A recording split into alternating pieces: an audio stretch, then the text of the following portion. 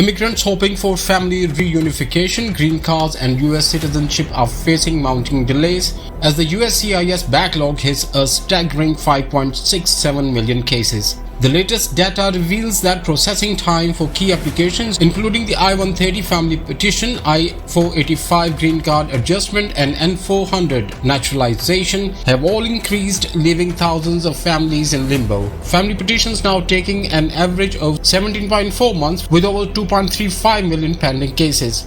Green card applications also face growing delays, with total pending cases surpassing 1.12 million. Meanwhile, citizenship seekers through the N-400 form are seeing longer waits. A backlogs swell beyond 540,000 cases. Immigration advocates warn that these delays are tearing families apart, forcing immigrants into prolonged uncertainty. Despite efforts to boost approvals, new applications continue to flood the system, outpacing progress. With over 1.2 million employment authorization requests also pending, frustration among immigrants is reaching a breaking point.